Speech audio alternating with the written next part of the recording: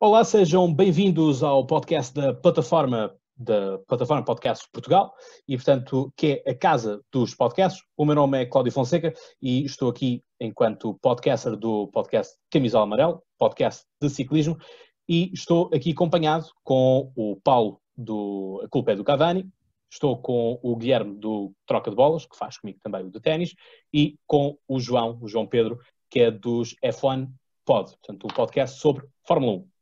E, portanto, bem-vindos aqui os três. Portanto, olá, boa tarde, malta. Portanto, aqui... Olá, boa tarde a todos. Bom, isto é o que se chama uma partida em falso. Mas, portanto, estamos aqui num contexto muito especial, porque é o contexto das atividades do International Podcast Day, o Dia Internacional do Podcast, e Portugal vai participar pela terceira vez consecutiva neste festival, nesta celebração a nível mundial, e nós, aqui na plataforma, quisemos todos nós associar-nos a esta festividade, portanto, organizámos também e criámos assim o podcast da plataforma. O International Podcast Day começou como apenas um Dia Nacional dos Estados Unidos da América em 2014, sendo que passou rapidamente para Dia Internacional no ano seguinte, em 2015. Por isso, estão feitas as apresentações, estão feitos os contextos. Paulo, vamos falar aqui neste episódio, durante aqui algum tempo, vamos falar sobre como é que cada uma das nossas modalidades se comportou durante o Covid, mas sobretudo aqui a questão do pós-Covid, e vamos nós acreditar que o pior eventualmente já terá passado, ou talvez não. Vamos ver também como é que tudo isto se baseia, mas o desporto foi logo das primeiras atividades a parar, mas tivemos também muitas desigualdades em várias modalidades e além das modalidades também nos próprios países. Paulo, futebol, a culpa é do Cavani. O futebol, eu creio que tem um peso específico muito grande em contexto internacional e sobretudo em contexto nacional e, portanto, serviu muito como exemplo. Mesmo em termos sociais, foi muito importante o retorno do campeonato em Portugal como um sinal de continuidade da atividade em pandemia. Acho que foi muito marcante e correu bem porque foi possível concluir a Liga. Em termos internacionais, nós estivemos, eu creio que nós começamos a seguir a Alemanha e ao contrário de outras ligas que nem sequer recomeçaram, como a França, a Holanda, a Bélgica, que deram por concluídos os campeonatos. E depois tiveram clubes envolvidos em competições internacionais que retomaram, inclusive nós tivemos a Final Eight da Champions em Lisboa. Portanto, correu bem, genericamente, também porque depois apanhou a fase mais calma da Covid. Estivemos ali durante o mês de agosto com números relativamente baixos e agora voltam a subir e nós estamos a começar um novo campeonato e a sentir agora o que não sentimos nas últimas jornadas do campeonato passado, que acabou há pouquíssimo tempo, mas é assim, que são equipas com casos de Covid, equipas com meio plantel parado, jogos que não se realizam, não se realizaram já, e portanto isso tudo também nos está a ensinar. Mas de uma maneira geral, as coisas correram bem, e têm corrido bem em Portugal. Internacionalmente já tens alguns casos em que há público nas bancadas, na Alemanha e em França. Nós mantemos irredutíveis nesse aspecto, continuamos assim como em Espanha, por exemplo, com as bancadas vazias e é a polémica do momento. Creio que a reter é exatamente isto, o facto do peso específico social do futebol ser muito relevante e, portanto, a modalidade estar a servir para dar sinais. Serviu para dar um sinal de continuidade e de retoma, e agora continua a servir para, e a única explicação para não haver algum público nos estádios neste momento, quando vamos ter, olha, o João há de falar nisso, provavelmente devemos ter um grande prémio em Portugal em que já se venderam milhares de bilhetes e, portanto, vamos ter milhares de pessoas. Não faz sentido, não é sequer equitativo, mas eu creio que é precisamente pelo facto de o futebol ser o farol, assim como serviu para dar aquele sinal de que nós somos capazes de manter alguma normalidade nas nossas vidas, apesar da pandemia, agora também serve para dizer isto não acabou e não está tudo normal e não, vocês não vão voltar a ir para as bancadas ver a bola. pronto, acho que é essencialmente esse o motivo, que é de alguma forma compreensível. Sendo que, além dos campeonatos nacionais, não tivemos o Euro 2020, Sim, mas que isso seria em vários países. sim, ficou claro até pelo modelo do torneio que ele não se ia realizar, não é? Porque Sim. eram realidades totalmente dispares e não havia tempo entre março e junho para transformar aquilo num torneio realizado num único país com não sei quantos estádios, para além de que tinha os campeonatos suspensos, que não sabíamos se íamos retomar, se não. Portanto, o Euro, desde muito cedo, se percebeu que não se ia realizar e passou para o próximo ano, oxalá se realize. Honestamente, entre toda a pressão e todo o stress que a situação nos causou a todos nós, enquanto pessoas, nas nossas vidas, nas nossas famílias, nos nossos trabalhos. E depois, quando nos virávamos para as nossas modalidades favoritas, o problema de vamos tomar competições, não vamos, como é que a formação vai voltar, não vai, o Euro acaba por passar Muito ao lado. bastante despercebido no meio disto tudo. Sim, não vai haver, ok, tudo bem, a gente pode falar nisso, vamos preocupar-nos com outras coisas. Exatamente. Então passo agora ao João, de Fórmula 1, e portanto vamos falar um pouco primeiro das nossas modalidades, depois já falamos como é que os nossos podcasts se comportaram com isso, porque lá está, sem as modalidades não há temática ou não para trabalharmos, portanto o nosso conteúdo acaba também de ficar um pouco limitado nesse sentido. João, tivemos uma Austrália que esteve para começar e para não começar, aconteceu nos moldes diferentes. É verdade, Cláudio. Portanto, o campeonato de Fórmula 1 foi largamente afetado, não é, pela pandemia. A Austrália, ou seja, acho que começo por dizer que a Fórmula 1 é uma realidade esportiva muito diferente dos demais desportos. Por exemplo, ao contrário do futebol, onde a época termina, portanto, no início do verão, a Fórmula 1 no verão vai a meio. Portanto, quando a pandemia explode na Europa, o campeonato de Fórmula 1 ainda nem sequer tinha começado, não é? Portanto, o Mundial de 2020. A Austrália era a primeira corrida e havia uma enorme expectativa de que alguma coisa de errado iria acontecer e, portanto, que não seria possível realizar-se. E no dia anterior à primeira corrida do campeonato, portanto, já tinha sido realizado provas de treinos e de practice, portanto, que são a primeira sessão de uma prova de Fórmula 1, dá-se um caso positivo e portanto, a organização do evento decide cancelar. No entanto, aquilo que no panorama internacional foi um impacto muito negativo para a modalidade, no panorama nacional podemos dizer que a Covid-19 foi o melhor para Portugal, não é? Não fosse este o motivo que trouxe desde 96, não estou enganado, novamente o Grande Prémio a Portugal. Desta vez em Portimão, ao contrário de anteriormente que tinha sido sempre no Estoril, e agora vamos ter, portanto, uma prova este ano para Portugal e há muitas expectativas que isto continue.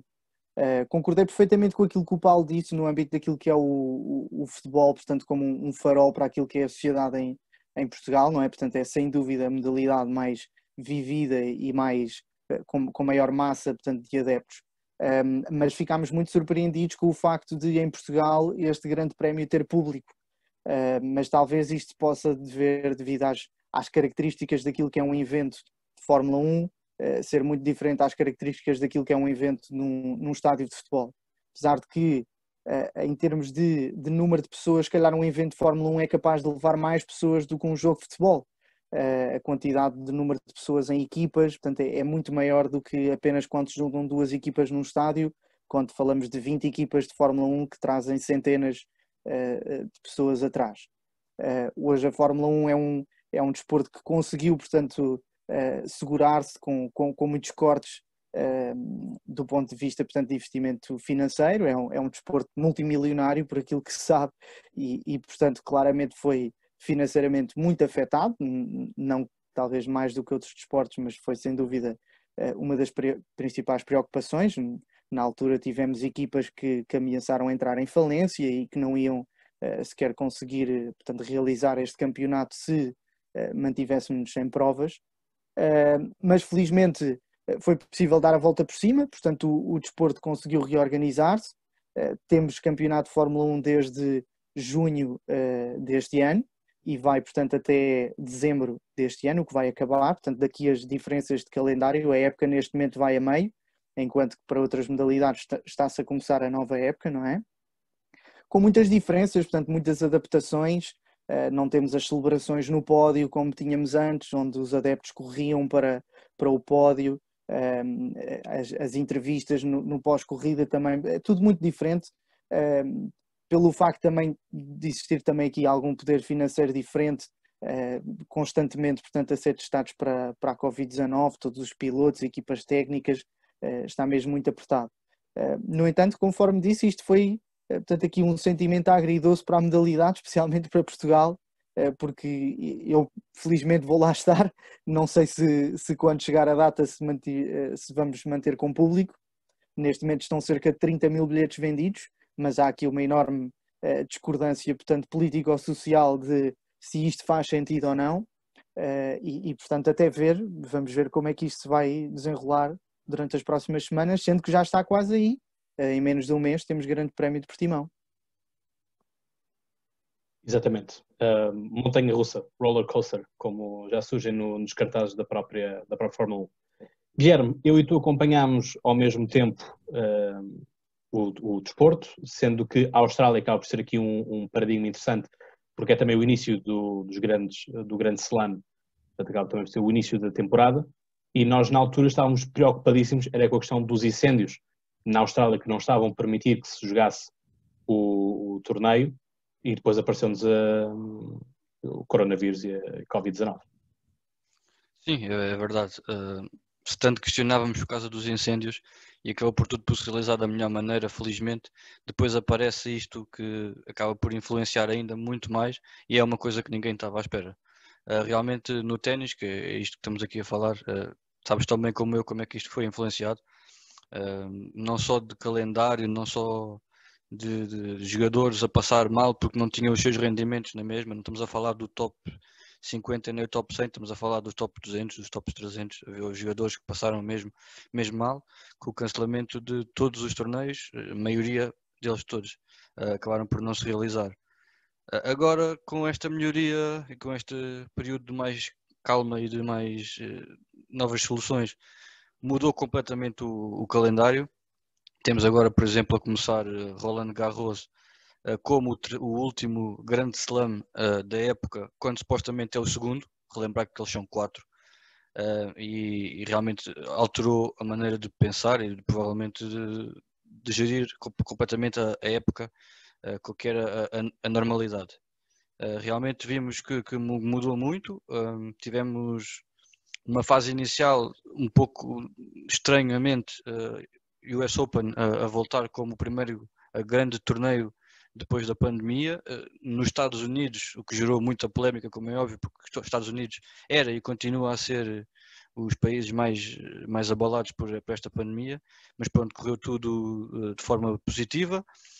Hoje em dia já são criadas bolhas em que os jogadores estão completamente isolados e suas equipas técnicas completamente isolados com o mundo lá fora, digamos assim, e por isso tem sido tudo controlado com algum outro precalço de algum jogador, mas coisa que é facilmente controlável. Temos agora Roland Garros pela primeira vez com algum público, muito limitado ainda mesmo assim, mas é já um passo positivo no que é a evolução da nossa modalidade e com o público, que faz muita falta, como nós já sentimos até, por exemplo, cá em Portugal, no Millennium Estoril Open.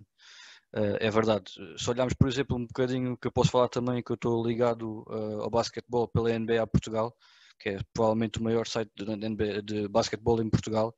A NBA, por exemplo, foi o basquetebol em si foi muito menos influenciado em termos de competição, porque nada deixou de se fazer, simplesmente o calendário avançou durante alguns meses. Neste momento estamos quase a acabar a época de 2020 na NBA. Hoje, por exemplo, os Lakers garantiram a chegada às finais 10 anos depois com o LeBron James a comandar, e vimos que simplesmente a única coisa que vai mudar é o calendário e nada se deixou de fazer. o ténis, por exemplo, foi muito mais influenciado do que o basquetebol, que é este caso que estamos a falar. Exato, existiram torneios, lá está, como estavas a falar do Miniature Open, um ATP 250 ou ATPs 500, os Masters 1000 não se realizaram todos, portanto tivemos o de Cincinnati e tivemos o de Roma, só, né? Portanto haviam outros mais nos Estados Unidos e no Canadá que deviam ter sido feitas. Wimbledon, exatamente, um grande slam em relva, que era o terceiro, portanto acabou por não se realizar, e portanto tivemos tudo isso tivemos Djokovic, que ficou inclusive infectado, e o Djokovic que na altura também se foi muito criticado porque tornou-se um rosto do negacionismo e de que a Covid-19 não existe ou que não é necessário termos as precauções com a Covid-19. Ele teve e não mudou a perspectiva. Não mudou de maneira nenhuma, e depois até acabou por ser marcado pelo karma ou não com o acontecimento que ele teve com uma bola contra um fiscal de linha. Realmente é assim mesmo. Se olharmos, por exemplo, uma parte muito importante do que é a época, que é a época a parte de relva, foi completamente cancelada. Não houve um único torneio realizado nesse piso. Só há 3 pisos, por isso 1/3 da época foi completamente cancelado. Foi esse, digamos assim, a maior parte negativa do que o Covid trouxe ao ténis, mas estamos a voltar à normalidade e isso é que é preciso, e continua assim, que é o que a gente quer. Exato. Portanto, fechando eu aqui o ciclo, então, com o ciclismo. No caso do ciclismo, enfim, houve muita, enfim, conseguiu-se fazer a volta ao Algarve em bicicleta, que estive em fevereiro. Portanto, já na altura começava-se a falar de alguns rumores daquilo que estava a acontecer na China, mas ainda não era uma grande realidade a nível mundial. E, portanto, houve ainda na altura quem achasse que não se passaria nada, mas a verdade é que tivemos depois também cancelamento de todas as provas também no mundo do ciclismo. Tivemos ainda o Paris-Nice, que são 8 dias de ciclismo, e para terem noção do ridículo que foi esta questão, e é o ridículo porque o Paris-Nice começou-se a fazer, já se sabia esta questão toda do Covid, das implicações, e faltava um dia para terminar a prova, portanto era um contrarrelógio, se não me engano, portanto cada ciclista vai isolado e cancela-se a última etapa, e portanto a nível da comunidade não se conseguiu perceber muito bem, porque o mal a ser feito já estava feito, porque a última etapa ia ser na cidade que tinham chegado o dia anterior, portanto Nice, e portanto as consequências já estavam feitas, portanto também foi um pouco estranho. Por parte do governo francês cancelou-se tudo. A volta à França esteve sem risco de não ser feita, foi feita, e portanto com grande surpresa. Notou-se muito naquilo que foi a preparação dos ciclistas, sobretudo dos colombianos, que muitos deles voltaram para a Colômbia, e portanto, apesar do ponto de vista genético, os colombianos estarem melhor preparados ou melhor adaptados por viverem em altas altitudes, portanto, quando toca estas grandes voltas em que é alta montanha, geneticamente estão mais bem preparados do que um europeu ou um americano ou um asiático ou africano, por questões mesmo de tradição.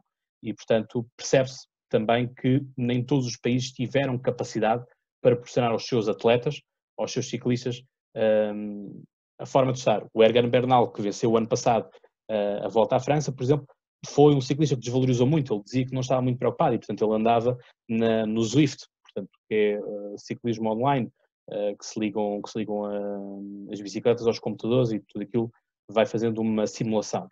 Portanto, houve muita negligência e percebeu-se que quase que eram os países que estavam melhor preparados, e isso revelou-se na própria estrada. Portanto, a modalidade acabou por sofrer com isso. Portanto, no caso da Volta à França, é a penúltima prova. Temos primeiro o Giro de Itália, Volta à França, depois a Volta à Espanha. Tivemos Volta à França porque o próprio organizador, quem organiza a Volta à França é quem organiza também a Volta à Espanha, em que o organizador disse, se eu tiver que escolher entre uma das duas, escolho a Volta à França. E a Volta à França é, sem dúvida, o maior evento mundial de ciclismo. No que toca aqui ao caso português, a nossa Volta a Portugal também não foi realizada, está neste momento a existir, arrancou hoje o prólogo em Faf, uma edição especial que não vai ser contabilizada, portanto seria a 82ª edição, não vai ser contabilizada porque a Podium, que é a empresa organizadora de eventos, não o fez, portanto não quis realizar essa prova. O Santander também não quis, que é o patrocinador oficial, também não quis arrancar com a mesma prova, e portanto estamos agora com uma prova organizada pela própria Federação de Ciclismo. Portanto, totalmente diferente, vai ter apenas 9 etapas em vez das 11 habituais, e portanto este é o estado também do ciclismo. Com os que estão a retomar, tivemos hoje também os campeonatos do mundo de ciclismo, e portanto é isto. Agora, no que concerne aos nossos podcasts, como é que o vosso conteúdo foi alterado? O que é que vocês fizeram para colmatar? Porque lá está, todos nós sabemos que se deixarmos de produzir conteúdo, o público também acaba por, muito dele, desaparecer, porque já não aparecem sugestões, já não há ali um diálogo, portanto perde-se um pouco o contacto. Durante o isolamento social também tivemos muitos podcasts a aparecerem, e agora quando a vida retomou, desapareceram porque as pessoas que o tinham criado deixaram de ter o tempo e a disponibilidade para o gravar. Portanto, os podcasts consomem muito tempo. Paulo, vocês na Culpa é do Cavani, como é que fizeram?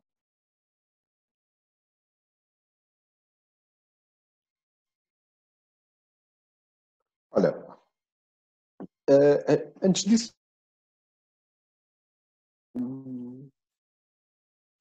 o tempo em que as pessoas estão em trânsito de um local para o outro é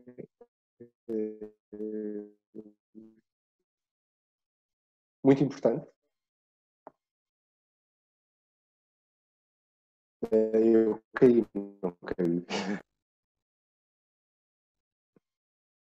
Desculpa, estás com algum delay, só isso. Desculpa, pois estou. A minha net está particularmente instável. Mas agora está bom. Hoje. Eu estava a dizer que nós percebemos, das coisas mais importantes que percebemos que o tempo que as pessoas estão em trânsito, movendo-se de um local para o outro, é extraordinariamente importante, porque é o tempo que têm para nós. Isso é claro. E tendo aquela ideia inicial de que estamos todos em casa, portanto esta malta vai toda desatar a ouvir, o que nós temos para dizer é falso, é completamente falso. As pessoas têm outras coisas para fazer, então mais que fazer e muito mais com que se preocupar.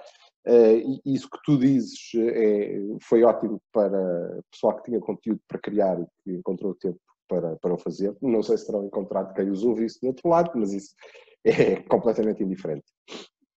Depois percebemos que há uma comunidade, nós sabíamos, mas não tínhamos noção nem da ligação, nem da dimensão, provavelmente, que há uma comunidade da Culpa é do Cavani, ou seja, há quem nos ouça sempre, porque sim, e que aprecie o conteúdo, que espere por ele, e isso é um estímulo importante. O que nós fizemos foi, a primeira coisa em que pensamos foi, não estamos nem aí, nós queremos lá saber, nós precisamos de manter-nos seguros, de cumprir regras, de fazer compras completamente artilhados, como se fôssemos entrar na central nuclear de Springfield com o Homer lá dentro, portanto, agora, e rapidamente também sentimos falta, e portanto, nós vamos continuar a fazer porque nós próprios sentimos falta de conversar uns com os outros e portanto vamos fazer isto.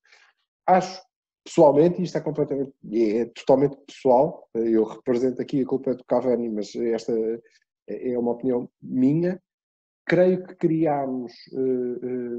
encontramos o espaço para criar algum do melhor conteúdo que fizemos até hoje, porque não teve só a ver com futebol.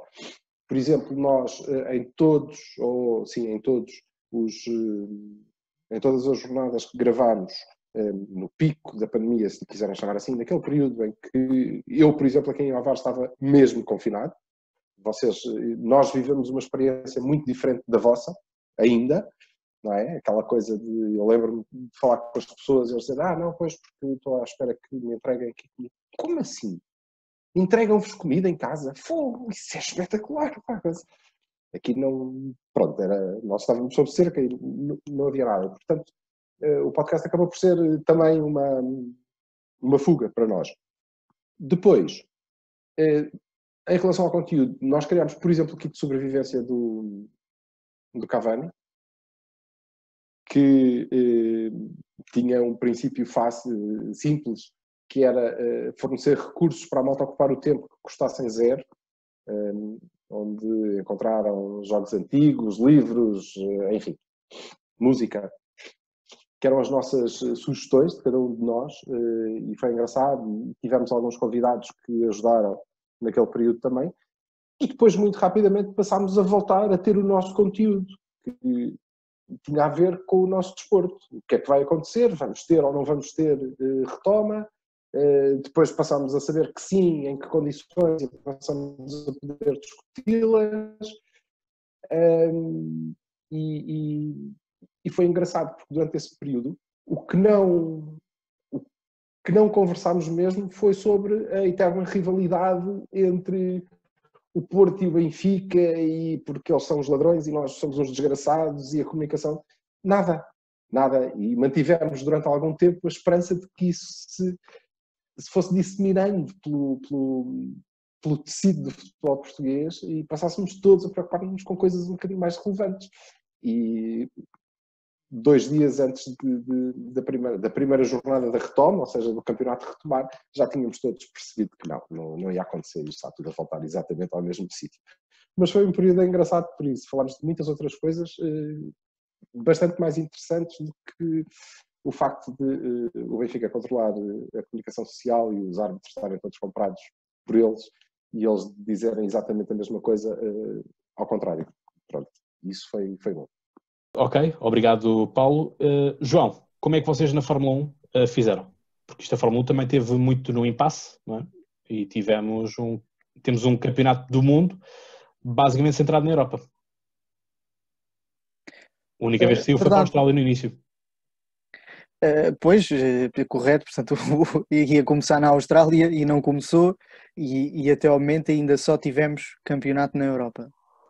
No caso específico do nosso podcast, portanto o F1 Pod, nós somos assim um bocadinho um caso peculiar. Nós somos daqueles casos, portanto daqueles podcasts que surgiram em plena pandemia, portanto o nosso primeiro episódio foi lançado já depois do dia 17 de março, mas ainda estamos cá, portanto não fomos daqueles que terminámos quando acabou a pandemia.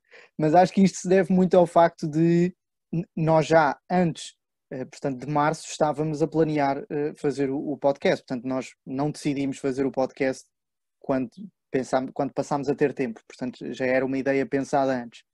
Mas foi sem dúvida ali um twist, porque nós tínhamos o nosso primeiro episódio já gravado, estávamos a preparar nesse fim de semana da Austrália para gravar o segundo episódio, porque nós queríamos muito que a nossa dinâmica fosse, portanto, gravar um episódio tipo em react às corridas, não é? Portanto, aos grandes prémios, quando o grande prémio é cancelado e nós ficamos, e agora? Portanto, não há grandes prémios para dar react, temos um primeiro episódio todo feito com base nos testes de Barcelona e naquilo que era, portanto, a premissa para o Grande Prémio da Austrália, e portanto ficámos assim um bocadinho sem pé. No entanto, como grupo decidimos que não queríamos desistir da ideia e portanto lá está, reinventámos e decidimos criar um conteúdo para durante esta fase onde não tínhamos grandes prémios, e então fizemos um episódio especial dedicado ao Senna, por exemplo, porque calhou a celebração do aniversário do Senna nessa altura. Fizemos várias brincadeiras de se a história da Fórmula 1 tivesse sido diferente em determinados momentos, portanto, marcantes, que se tivesse acontecido uma coisa contrária, e tivemos muito ali a seguir, portanto, as notícias e as coisas que se diziam. Por acaso tivemos uma silly season, felizmente. Silly season é uma expressão que se costuma dizer quando os pilotos na Fórmula 1 estão em trocas de equipas, portanto há pilotos que vão terminar contrato e não se sabe por onde é que eles vão no próximo ano, e por acaso tivemos uma fase em tempo de pandemia, portanto quando ainda não existia campeonato, que houve trocas de pilotos, portanto houve equipas a contratar pilotos ou outras equipas, e portanto isso deu-nos a possibilidade de uma criação de conteúdo diferente. E portanto tivemos nesses moldes durante cerca de 2 meses e pouco, exclusivamente portanto em formato podcast. Quando arrancaram as corridas, voltámos portanto ao nosso plano inicial, que era fazermos os reacts aos grandes prémios, e agora estamos assim em 2 modelos de plataformas, que é o modelo podcast especificamente no Spotify, e o modelo Instagram, através do Instagram TV, onde gravamos portanto os nossos diretos, ou gravamos-nos a fazer o podcast, digamos assim, porque consideramos que o conteúdo para o Instagram seria interessante. Foi curioso que num curto espaço de tempo conseguimos atingir a comunidade que o Paulo também falava, mas acredito que seja bem mais pequena do que aquela que a culpa do Cavani já traz. Nós somos assim um podcast bebé ainda, mas curiosamente conseguimos infiltrar-nos numa comunidade que já existia de Fórmula 1 através da Fórmula 1 virtual. Cláudio, no início deste programa falaste nisso, nos eSports, não é?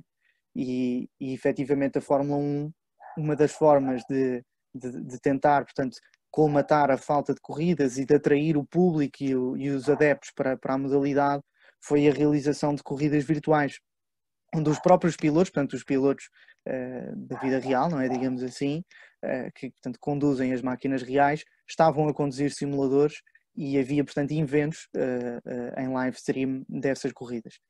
E, até com antigos pilotos, e pilotos de outras exatamente, modalidades, como foi o nosso António Félix da Costa, não é? Que também participou nesses eventos. E jogadores de futebol também, por exemplo. Portanto, foi assim um mix de profissionais de automobilismo. Ao mesmo tempo, em Portugal, descobrimos que existia também uma comunidade de Fórmula 1 virtual. E nós, portanto, para além daqui da amantes da modalidade, também temos os nossos simuladores mais a brincar do que aqueles que eles conduzem, não é? Mas mini simuladores de Fórmula 1.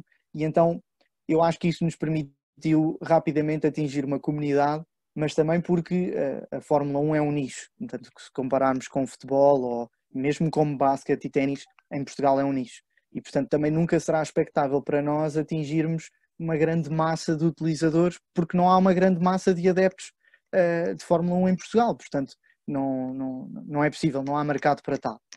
Se conseguíssemos captar o mercado brasileiro, claro que isso seria interessante, mas portanto, somente para Portugal não. Não conseguiram com o episódio sobre o Ayrton Senna? Tivemos alguns cliques especificamente porque no às vezes vai buscar-se. Exato, mas nada de especial. No entanto, é muito difícil de competir, ou seja, nós fizemos um episódio especial do Senna, mas se nós fomos ver os podcasts no Brasil, nesse dia explodiu o conteúdo sobre o Senna. Portanto, se nós tivéssemos feito um episódio sobre o Senna fora do aniversário do Senna, eu acho que nós tínhamos conseguido captar público brasileiro. Mas como não o fizemos, como seguimos a tendência, claramente não tínhamos, portanto, presença digital ainda suficiente para conseguir aparecer e, portanto, não foi, digamos assim, um marco nesse sentido. Mas, portanto, foi um período de criação de conteúdo diferente do que aquilo que planeámos e agora ainda estamos cá e esperemos continuar durante os próximos tempos, pelo menos até ao final desta época. Sim, também espero, porque lá está, como, enfim, falando aqui um bocadinho só de leve do podcast Conversa, onde tive o Dave Lee da International Podcast Day, um dos temas que nós falámos foi justamente que durante este isolamento social chegámos ao podcast 2 milhões. Portanto, neste momento no mundo existem 2 milhões de podcasts. Portanto, é como se a população toda de Lisboa estivesse a fazer podcasts, ou existissem esses podcasts. E nós conseguimos extrapolar isso ainda mais porque nós sabemos que existem podcasts, como é o caso aqui destes 4 que estamos aqui, é que nós estamos sempre inseridos com mais alguém. No caso, os Cavani são 3, nós no Troca de Bolas também somos 3, João, corrige-me se eu estiver enganado, são 3 ou 4? Nós somos 3 também. 3, pronto, agora estava no se eram 3 ou se eram 4. Portanto, estes 2 milhões agigantam-se nesse vídeo. E, portanto, lá está, é um pouco aquilo que o Paulo estava a dizer no início da questão do facto das pessoas já não saírem, não ser possível de agarrar tanto quanto isso, não é? Apesar de às vezes recebemos mensagens e cada podcast acaba por ter uma dinâmica muito própria e são ouvintes sempre muito próprios. Portanto, para mim o podcast é muito bom nisso e é surreal nisso porque não há regras estanques e, portanto, cada podcast é uma coisa e o João estava aqui a falar da questão do podcast ser um nicho e, para mim, os podcasts funcionam melhor em nicho, porque está uma coisa tagartizada e não estás do estilo a atirar para o ar e à espera que caia um pássaro, não é? Portanto, tu sabes o que tu queres e sabes onde é que tens que ir buscar. Obviamente que haverão nichos que são maiores do que outros nichos que estão mais explorados do que outros e as coisas são assim, não é? E durante um tempo consegues ter um monopólio quando és o primeiro a fazê-lo, mas depois a partir do momento que tu fazes, vão ver outros mais que vão querer fazer como tu e pronto, e o monopólio chega ao fim ou não, depende das dinâmicas e do pace que se faz. Guilherme, falamos aqui um bocadinho de nós, mas o que é que o Troca de Bolas fez? Sim, nós claramente no início, quando a pandemia começou, tivemos sempre aquela fase inicial do que é que se vai passar, se isto vai voltar, não vai voltar. Obviamente que focámos um bocadinho nisso numa fase inicial. Mas quando vimos que realmente isto ia deixar de haver os torneios, e que é o que nós normalmente fazemos, né? Nós, por exemplo, acabamos de fazer agora o US Open e fizemos 5, 6 podcasts relativos a esse torneio durante essas 2 semanas. Nós deixámos de ter esse conteúdo para abordarmos e analisarmos, e acabámos por criar novas ideias e se calhar coisas que nunca pensávamos em fazer. Por exemplo, lembro-me de analisarmos várias gerações dos anos 60 e até 70 e ver coisas que se calhar nos obrigaram a ir pesquisar mais do que o normal, que é analisarmos as coisas que aconteceram neste momento. Lembro-me perfeitamente também, tu de certeza também te lembras, que tivemos a oportunidade de fazer um podcast com o Gastão Elias. Ele no Brasil. Ele estava no Brasil, exatamente, que é o número 2 do ténis nacional, e que se calhar se não houvesse a pandemia não tínhamos essa possibilidade, ou seja, abriram-nos portas bastante interessantes, e acabamos por também buscar público, por exemplo, ao Brasil. Ganhámos uma boa afluência de ouvintes no Brasil, coisa que antes não estávamos habituados, e acabou por nos ajudar nesse aspecto. Sim, e obrigam-nos a fazer coisas que se calhar não optaríamos por fazer isso numa fase inicial, mas acabou por ser muito interessante e até ganhamos com isso, sem dúvida, e tu provavelmente também concordas, com certeza. Sim, portanto ganhamos público brasileiro, portanto passámos a entrar também no top do Brasil, portanto é sempre interessante de ver isso, e percebemos que também no Brasil existem muitos podcasts, portanto não é apenas a questão de ser 3 ou 4, é de facto. E lá está, isto é tudo uma questão de escala, não é? Quando nós olhamos para o Brasil, temos que perceber que são milhões de habitantes e não apenas 10 milhões, como é aqui o caso de Portugal, e portanto no caso dos Estados Unidos da América são 220 milhões de habitantes, e portanto o Brasil anda ali perto também nesses números. No que toca aqui ao ciclismo, foi também um bocado isso, acho que quase todos nós, no que toca às modalidades, e vimos isso também as próprias televisões a fazê-lo, a recuperar clássicos, quer sejam corridas, quer sejam finais de taças europeias. Tivemos o Canal 11, por exemplo, a recuperar todas as caminhadas de Portugal nos Euros e nos Mundiais, por exemplo. Tivemos a Sport TV a buscar clássicos, Sporting Benfica, Porto Sporting, Porto tudo mais, e portanto tivemos isso tudo, tivemos de voltar a esse conteúdo. Eurosport também ia buscar finais de US Open, finais da Open da Austrália e de Roland Garros. Portanto, tivemos todo esse tipo de conteúdos assim assinalados, e acho que o coronavírus e esta questão todo do isolamento social veio pôr também à prova não só os governos, mas também veio pôr à prova os podcasts, no sentido de saber quem é que, em tempo de complicações, consegue arranjar uma janela para tentar manter-se à tona da água, não é? Portanto, continuar a ter conteúdo a ser produzido, uma razão de ser, uma razão para existir, e não ser uma coisa que se pare. E nós temos, quando nós paramos uma coisa, torna-se mais difícil de recuperar e de recomeçar tudo isso, né? Não só porque as pessoas foram-se embora, como também os nossos próprios ritmos acabam por ser diferentes e acostumamos a outro tipo de rotinas, porque estamos a falar, volto a dizer aquilo que o Paulo estava a dizer e muito bem, que é a rotina de ouvir um podcast no carro. Portanto, é mesmo muito assim. Para finalizarmos, deixo-vos aqui os apelos. Cláudio, deixa-me só meter aqui a colher. Mete. Porque tu estavas a falar que as televisões foram fazendo, a recuperar clássicos, e foi uma coisa que os podcasts, mesmo no mundo da bola, há alguns que o fazem frequentemente, mas obviamente tiveram essa tentação.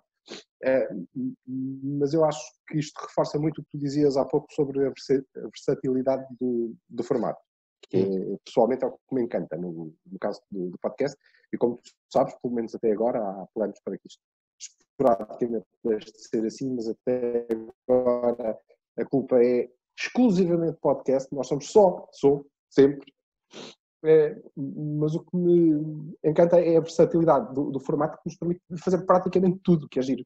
Porque nós também, na Culpa, recuperámos para já não recuperámos clássicos, porque estava toda a gente a fazer isso, não é? Estava toda a gente a recuperar o Porto, Benfica, dos 5-0, quer dizer, isso era fácil. Portanto, nós tiramos à sorte, completamente à sorte. Tirámos jogos, saiu-nos um Passos de Ferreira Porto e um Porto à terra. Conseguimos fazer emissões, conseguimos fazer um podcast, uma jornada do Cavani à volta. Em vez de o recuperares, Sim, perdemos um bocado quando estavas a falar desculpem lá. do Porto Passos Ferreira. E depois saiu o Porto. Sim, ou seja, em vez de estarmos a recuperar o clássico, não é? Nós tiramos o jogo era random, era um qualquer, calhou, à sorte, e nós fizemos uma jornada como se ele tivesse acontecido ontem. Ok? Como um Cavani normal, ou seja, nós temos duas ou três jornadas do pico da pandemia, sem futebol a decorrer, que estão feitas como se tivesse havido um jogo do Porto, que foi aquele, que é muito curioso, porque em vez de estares a recuperar o clássico e a reviver aquele momento, e acho que isto é uma coisa que, por exemplo, a televisão não te permite fazer, o que nós fizemos foi olhar para um jogo vulgaríssimo com os olhos de adeptos de hoje. É completamente incrível, porque é uma diferença. Sim. Vocês que estiveram, por exemplo, estavam a falar da análise às gerações de tenistas dos anos 60, salvo erro, não é? Pronto, sim. Nós em vez de analisarmos aquilo, estávamos a olhar para aquele jogo e dizer como é que é possível esta gente jogar num campo destes? Isto é uma coisa perfeitamente estapafúrdia, ninguém joga nada à bola. E é giro porque conseguimos encapsular ali no tempo. E acho que muito dificilmente tu consegues ser tão versátil e fazer coisas tão diferentes com um formato que não seja podcast. Sim. Eu acho que ele tem esta vantagem da criatividade de se adaptar a quase tudo. Tu podes fazer live, podes gravá-lo, podes tudo. Sim, sim. É muito isso. E nós tivemos também pessoas que começaram durante o isolamento a migrar para o YouTube. Enfim, os meus podcasts desde sempre, no início, que estiveram no YouTube, mas opção minha, portanto nada tem a ver com critérios, porque há quem diga que podcast só pode ser áudio, há quem diga que podcast pode ser tudo quanto o podcast desejar. Enfim, vale o que vale. Eu acho que cada um deve fazer o conteúdo e deve fazer as coisas que melhor acha, não é? Portanto, por isso, muitas vezes quando se recebem mensagens na plataforma Podcast Portugal de novos podcasts para aderirem e perguntam se eu acho que o conteúdo está bom, a minha resposta é sempre de eu não sou ninguém para dizer se o teu conteúdo é bom ou não, só posso avaliar do ponto de vista do som, se está um som agradável de ouvir ou não. O conteúdo, isso é com quem quiser e com quem o ouvir, porque já cheguei à conclusão que existe conteúdo e há público sempre para tudo, portanto é muito por aí. Passando aqui uma rodinha então, João. Assim, fazer podcasts tem sido uma roleta russa para nós também, completamente diferente do que aquilo que estávamos à espera no início, claramente melhor o resultado do que aquilo que também achávamos que iríamos ser capazes de conseguir. Acho que é sem dúvida uma ferramenta muito diversificada, não é? Que nos permite fazer vários tipos de conteúdos, mas acho que é mais difícil do que inicialmente se pode pensar. E esse foi um dos motivos pelo qual nos levou a ir para o Instagram também, ou para passarmos para este formato live e este formato direto, não é? Digamos assim. Foi as dificuldades técnicas que nós sentimos na criação do podcast. E, Cláudio, estavas a falar disso, que, portanto, tu consegues olhar para um podcast e avaliá-lo pura e simplesmente do ponto de vista do som, não do conteúdo, portanto, a qualidade técnica desse material. E essa foi a nossa grande dificuldade. Nenhum de nós que está no podcast é técnico de som, ou de sonoplastia, ou de mixização, não sei bem dizer isto, mas eu passaram a ser. Mais ou menos, alguns conhecimentos básicos, mas não muito profissionais. Eu acho que nós decidimos criar um conteúdo de áudio sem sonoplastia, ou seja, sem masterização desse áudio, é depois difícil de darmos o salto para competirmos com podcasts altamente profissionalizados e que o público claramente ouve. E isto acho que também se sente muito na rádio. Eu também, lá está, ouço podcasts no carro, em trânsito, e também rádio. Hoje em dia os programas de rádio são podcasts.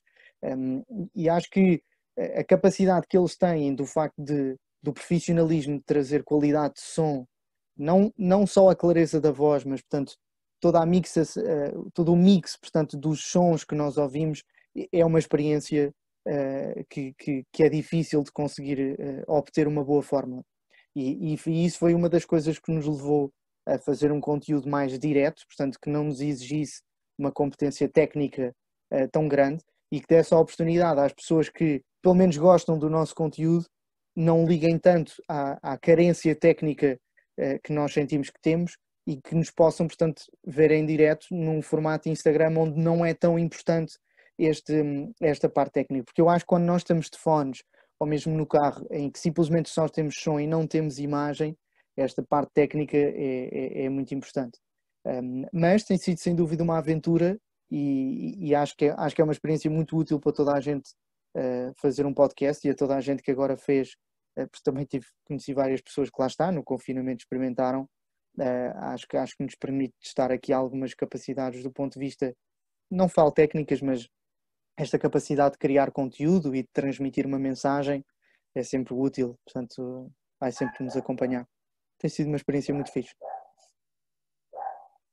Exato, e depois essa componente das redes sociais permite vocês darem a conhecer quem é que é a voz, não é? Portanto, porque nós ouvimos uma voz e pensamos, ok, esta pessoa é que é alta, loira, baixa, magra, loira, morena, enfim, há tudo a fantasia da própria rádio, não é? Que nós temos isso de como é que é o locutor e depois às vezes quando vamos ao website da rádio e vemos o locutor e não era assim que eu o imaginava, ou é tal e qual aquilo que eu imaginava. Portanto, são coisas assim interessantes que as redes sociais hoje em dia nos permitem, porque o podcast foi a primeira vez inventado em 2006, por exemplo, e era apenas onda de som. E, portanto, em 2006 não tinhas a variedade das redes sociais que tens hoje em dia, não tens a facilidade, sobretudo é isto, é a facilidade que isso faz. Só que lá está. Esta questão toda do podcast, isto é muito bonito. Às vezes há quem pense que é apenas ligar o microfone e já está. Não, existe muita outra coisa, que é escolhermos um dia que toda a gente possa, sobretudo isto que quando são podcasts com mais do que um elemento, não é? E falamos desta própria reunião em que temos muitos podcasts também a fazer ao mesmo tempo. E, portanto, há episódios para trás e episódios para a frente deste aqui do desporto, em que uns conseguiram gravar logo desde o início, outros andaram a maturar mais e estilo, não posso aqui, não posso ali. E, portanto, é isto. Há toda uma questão de diversidades do ponto de vista humano. Mas depois do ponto de vista técnico, também isso é um bocadinho a nossa carolice de andarmos a ver vídeos no YouTube de como é que se edita, o que é preciso comprar, que microfones é que eu vou comprar um de 100 euros, vou comprar um de 200, vou comprar um de 40, vou comprar em segunda mão, enfim, é isto. Eu acho que a experiência toda do podcasting é muito rica, tendo tudo isto assim à volta. E o Guilherme, enfim, ainda é um ouvinte do Conversa, o meu outro podcast, e nós estávamos os dois tão simplesmente no Millennium Steel Open a ver um jogo de ténis e virámos um para o outro e, por que não, fazemos nós também um podcast de ténis. E, portanto, foi assim que surgiu a ideia do Troca de Bolas. E o padrinho estava lá também, que deu o nome a este podcast, estava lá no Millennium Steel Open. Sim, nós começámos assim dessa maneira muito orgânica, como tu disseste, e realmente na altura não havia nenhum podcast de ténis em Portugal e hoje em dia já há vários. Realmente nós numa fase inicial éramos só dois, agora e era sempre com áudio, agora somos três e já temos vídeo que surgiu realmente por causa da pandemia, porque começámos a ter convidados e o conteúdo acabou por ser mais interessante a ter essa parte da imagem, com as reações, com as piadas, por aí fora, e por isso acabámos por evoluir dessa maneira e se calhar hoje também investimos um bocado o conteúdo para o YouTube, que antigamente só o fazíamos na parte áudio. E realmente obrigou-nos a renovar, digamos assim, e isso é muito interessante e realmente é como tem sido dito até agora. O podcast permite-nos fazer estas alterações e estes melhoramentos, digamos assim, e isso é muito, muito positivo, e daí é essa a nossa paixão e a paixão de quem ouve, com certeza, a ver essas possibilidades todas, e por isso é que estamos aqui a conversar com vários podcasters e vários podcasts diferentes, e a opinião é mais ou menos a mesma e sempre pelo lado positivo, como é óbvio. Sim, é mesmo isto, é aquilo que se chama um admirável mundo novo, não é? Como se costuma dizer. E, portanto, permite-nos toda esta beleza, não é? Portanto, conhecermos e também, enfim, se nós não tivéssemos podcast, não estávamos hoje aqui reunidos a gravar, não é? Portanto, não conheceríamos as pessoas, não conheceríamos outras realidades. E nós, aquilo que eu sinto é que nós, enquanto comunidade na plataforma Podcast Portugal, queremos também de vez em quando viajar pelas terras uns dos outros, no sentido de vermos as realidades, vermos como é que as pessoas pensam, vermos como é que, o que é que existe, o que é que não existe, tradições, o que é que não existem, até mesmo formas de falar acabam por ser engraçadas. Eu, por exemplo, estive com dois podcasters de um podcast em Vila Nova Famalicão, os À Vontadinha, porque lá está, conheci-os neste contexto e, portanto, de outra forma, não seria possível. Portanto, mensagens finais que vocês queiram deixar antes de encerrarmos este podcast. Opa, eu deixo já a minha, que é uma mensagem muito simples, composta de 2 palavras. Porto campeão. Fácil. E tu, João, aqui? De resto, mantenham-se saudáveis, a sério. Embora não seja tão importante isso. É mais importante o Porto ser campeão. Depois, se conseguirem manter-se saudáveis, não. Mantenham. Há de acabar em alguma altura. Sem dúvida. Também é preciso estarmos saudáveis para ir ver o Porto, Paulo. Senão não dá. Porto campeão. Ir ver o Porto é outra coisa, não é? Também é importante, mas não é tão importante. É verdade, tens toda a razão. Tenho muitas saudades de voltar ao meu lugar. Bem, Cláudio, a minha última mensagem, Hamilton campeão. A minha mensagem final, não sou Hamilton, sou Verstappen, portanto, se eu seguisse aqui o Paulo era Verstappen campeão, mas está difícil. O Paulo tem hipóteses, eu não. Na minha realidade, não, é muito poucas hipóteses. Mas em celebração do Dia Internacional do Podcast, a minha mensagem final é: façam podcasts, se têm essa na manga, se têm esse pensamento, não o deixem no bolso e tragam-no cá para fora, porque apesar daquilo que eu disse de ser mais difícil do que parece, é muito fácil de o fazer nascer. Depois, aquilo que para onde ele tiver que chegar e para onde tiver que evoluir, o dia-a-dia logo se vê onde é que vai parar. Guilherme, cortes.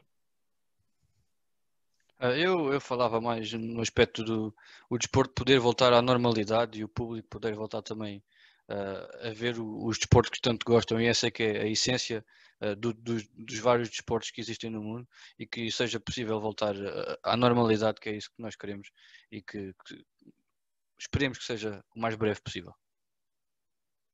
Muito bem, portanto, da minha parte também no que toca ao ciclismo é ver as bicicletas rolarem, ver os ciclistas a provarem que, enfim, andar numa bicicleta não é tão fácil quanto parece, é um pouco aqui um paralelismo com o podcast. Qualquer um pode andar de bicicleta, mas subir a Serra da Estrela de bicicleta poucos conseguem, e portanto é mesmo assim. Chegamos então assim ao final deste episódio do podcast da plataforma, e portanto faço aqui uma despedida e um apelo para que sigam os podcasts que são membros da plataforma Podcast Portugal e que sigam outros também que gostem e que deem sobretudo o apoio. E os apoios, para além do ouvir, é o partilhar, é o subscrever, é mostrar a amigos, é seguir nas redes sociais e dar aquele toque de estou-te a ouvir e quero-te ouvir ainda mais. Porque no final do dia é isso que nós mais gostamos e é isso que nós queremos. Portanto, faço-te agora aqui o convite para consultar as redes da plataforma Podcast Portugal, a casa dos podcasts. Fiquem à espera da próxima visita, sempre na companhia dos podcasts, quando for e onde for. Um abraço.